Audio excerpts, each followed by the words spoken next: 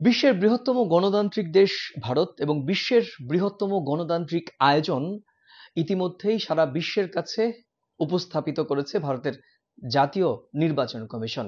ফলাফল সবার সামনে, কিন্তু এই ফলাফলের পর যে প্রশ্নগুলো প্রাসঙ্গিকভাবে দর্শকদের মনে উকি দিচ্ছে তা হচ্ছে নিশ্চয়ই বাংলাদেশের দর্শকদের কাছে যে মোদী সরকার আবার তৃতীয় মেয়াদে ক্ষমতায় আসলে শক্তিশালী হয়ে থাকবেন তো। কারণ বাংলাদেশের সঙ্গে ভারতের বেশ কিছু অমীমাংসিত বিষয় ঝুলে রয়েছে, বিশেষ করে তিস্তা একটা বড় ইস্যু। মোদী প্রতিশ্রুতি দিয়েছিলেন যে এবার হয়তো হবে বা শক্তিশালী গভর্নমেন্ট হলে, তাহলে কোনো কারণে কি এই প্রভাব, কারণ মমতা বন্দ্যোপাধ্যায়ের প্রভাব বেড়েছে, মোদীর প্রভাব সার্বিকভাবে কমেছে, সেক্ষেত্রে তিস্তা চুক্তি বা বাংলাদেশের পারস্পরিক স্বার্থ রক্ষার ক্ষেত্রে আগামী 5 বছর কিরকম হতে পারে? দেখুন, বাংলাদেশের সঙ্গে পশ্চিমবঙ্গ বিশেষ করে এবং ভারতবর্ষ সার্বিকভাবে যে সম্পর্ক, সেটা কোনোভাবেই কোনো অবস্থাতেই কিন্তু পরিবর্তন করা যায় না বা যাবে না। তার কারণ হচ্ছে শুধুমাত্র একটা দেশ তো খালি বর্ডার দিয়ে হয় না। আমি রাষ্ট্রের একটা বর্ডার লাগিয়ে দিতে পারি, কিন্তু তার একটা ইতিহাস থাকে, একটা যে ভূখণ্ড থাকে তার একটা ইতিহাস থাকে, তার একটা অতীত থাকে, এবং সেই অতীতের যে বহমান যে ধারণা, সেগুলো কিন্তু আগামী প্রজন্ম বহন করে নিয়ে চলে। নগদে 500 টাকা বা তার বেশি পেমেন্টে পেতে পারেন ঢাকায় জমিসহ 20 কোটি টাকার পুরস্কার। সুতরাং বাংলাদেশ আর ভারতবর্ষের মধ্যে মধ্যে একটা জায়গা আছে, সেটার নাম পশ্চিমবঙ্গ। অর্থাৎ সেখানে কিন্তু বাংলা ভাষাভাষীর সংখ্যা প্রচুর বেশি, এবং এটা কিন্তু বর্ডার স্টেট, অর্থাৎ পশ্চিমবঙ্গ এবং বাংলাদেশ কিন্তু বর্ডার শেয়ার করছে। এবং খুব মজার বিষয় যে দুটো দেশেরই ভাষা কিন্তু এক, এবং দুটো দেশেরই প্রায় ইতিহাস এক, গঠন প্রক্রিয়া বা স্বাধীনতার পরবর্তী সময়ের যে 47 আগের যে অতীত, সে অতীত এক।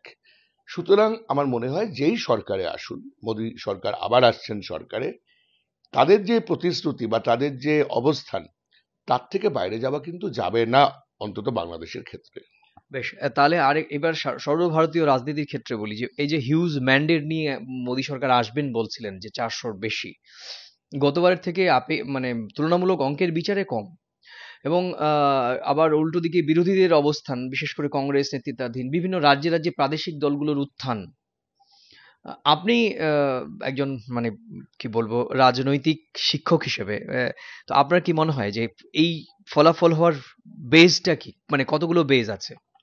যেই ক্ষমতায় আসুন ভারতবর্ষে, আমি আগেও যেটা বললাম, এবং এখানে আমি রবীন্দ্রনাথকে নিশ্চয়ই কোট করতে পারি, আমাদের দুটো দেশেরই জাতীয় সঙ্গীতের রচয়িতা যিনি, যে ভারতবর্ষ একটি হিস্টোরিক্যালি গিভেন ল্যান্ড, ঐতিহাসিকগত দেওয়া ভূখণ্ড, যেটা অবস্থান করছে তার সংবিধানের ওপরে।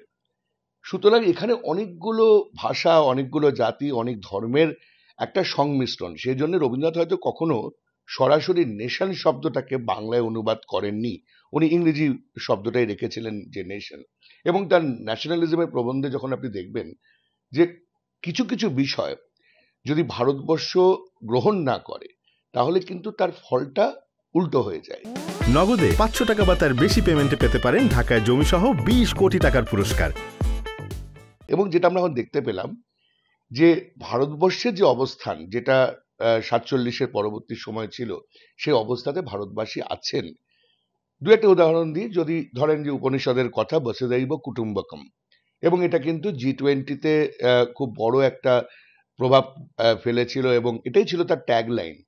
কিন্তু যখন আমি বসুধৈব কুটুম্বকম বলবো, তখন আমি কিন্তু সিএ এনআরসির মতো এমন কোনো সিদ্ধান্ত গ্রহণ করতে পারি না যেটি আমার প্রতিবেশী রাষ্ট্রগুলোর মনটাকে ক্ষুণ্ণ করে। ভারতবর্ষ তো অনেক বড় একটা দেশ, অনেক জাতি নিয়ে গঠিত একটি দেশ, এবং তার চারপাশে যে দেশগুলো আছে তারা কিন্তু আর বন্ধু রাষ্ট্র। আমি আমার প্রতিবেশীকে কিন্তু কখনো পরিবর্তন করতে পারি না। আমি আমার বন্ধুর পরিবর্তন করতে পারি, কিন্তু আমি আমার প্রতিবেশীর পরিবর্তন করতে পারি না। এই জায়গাটা মানুষকে কোথাও না কোথাও হয়তো আঘাত দিয়েছিল। দ্বিতীয় হচ্ছে যে ধর্মের যে রাজনীতি, ভারতবর্ষের ধর্মটা হচ্ছে এমন একটি ধর্মীয় অবস্থান যে এখানে বহু ধর্মের সংমিশ্রণ ঘটেছে। অর্থাৎ এখানে যদি হিন্দু ধর্ম বলি, তারও অনেকগুলো ভাগ আছে, তার অনেকগুলো কাল্ট আছে, তার অনেকগুলো ধারণা আছে। সুতরাং একমাত্র ইস্যু যদি রাম মন্দির হয়, সেটা কিন্তু কখনোই সার্বিকভাবে ভারতবর্ষের ক্ষেত্রে গ্রহণযোগ্য নয়।